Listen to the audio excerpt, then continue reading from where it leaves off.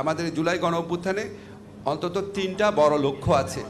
একটা হচ্ছে বিচার, একটা হচ্ছে সংস্কার, একটা হচ্ছে নির্বাচন।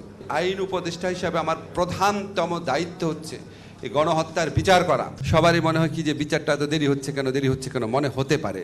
যেমন আমি আমাদের যে চিফ প্রসিকিউটর আছে তাজুলকে বললাম, তাজুল বিচার দেরি হচ্ছে কেন? তাজুল আমার দিকে অবাক হয়, তাকা বলে, স্যার কোথায় দেরি হচ্ছে? আমরা যে শুনানির জন্য যে 1 মাস সময় দিল, বলে স্যার আপনি এটা কী বলতেছেন? নর্মালি তো 3 মাস সময় দেওয়ার কথা। এর আগে যখন জামাতে ইসলামের লিডারদের বিচার হয়েছিল 3 মাস সময় দিয়েছিল, সেখানে 1 মাস দিয়েছে। তারপর বললাম যে কিছু কিছু লোক দেখি লেখে যে ওনারা যে আসামি যারা আছে তাদের কারো হাত করা নাই, তারা বেশ হাসিখুশি চেহারার।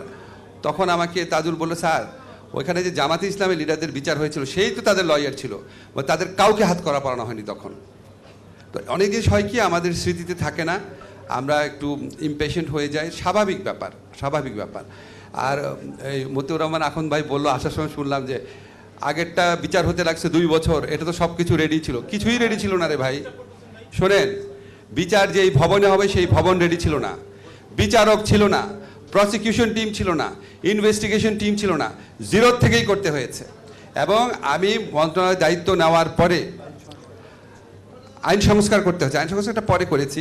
আমি মন্ত্রণালয়ের দায়িত্ব নেওয়ার পরে 2 সপ্তাহের মধ্যে প্রসিকিউশন টিম করা হয়েছে। 2 সপ্তাহ। এর চেয়ে ফাস্টেস্ট কী করা যায়? আমি দায়িত্ব নেওয়ার পরে 7 দিনের মাথায় এই জুলাই যে গণ অভ্যুত্থান ছিল, এখানে যে ফলস মামলা যেগুলো করা হয়েছিল, 7 দিনের মাথায় সাংবাদিক সম্মেলন করে বলেছি এটা আগামী 7 দিনের মধ্যে উজ্জ্বল করা হবে। 7 দিনের জায়গায় 10 দিন লেগেছে, উজ্জ্বল করা হয়েছে। 2-1টা মামলা আছে হত্যার, ওইটা খুব জটিল, ওইটা এইভাবে সম্ভব না।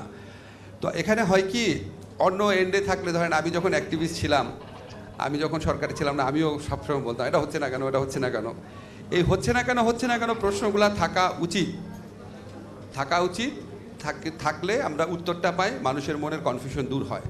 আপনাদেরকে আমি নিশ্চিত করে বলতে চাই, আমি মনে করি আইন উপদেষ্টা হিসাবে আমার প্রধানতম দায়িত্ব হচ্ছে এই গণহত্যার বিচার করা।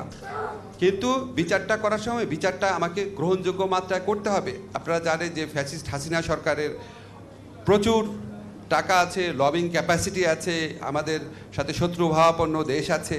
আমাদেরকে এমনভাবে বিচার করলে হবে না যে বিচার নিয়ে তীব্র প্রশ্ন উঠতে পারে। প্রশ্ন তারা তুলবেই, কিন্তু তাদের প্রশ্নটা যেন কোনোভাবেই যৌক্তিক না হয় সেই চেষ্টাটাও আমাদের রাখতে হবে।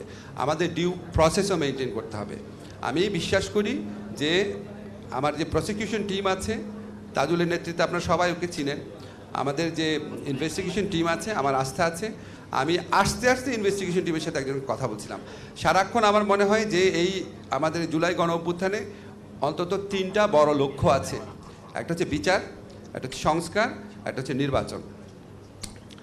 বিচারটা মূলত আমাদের মন্ত্রণালয়ের দায়িত্বে, এখানে কোনো রকম কোনো গাফলতি হচ্ছে না, হবে না।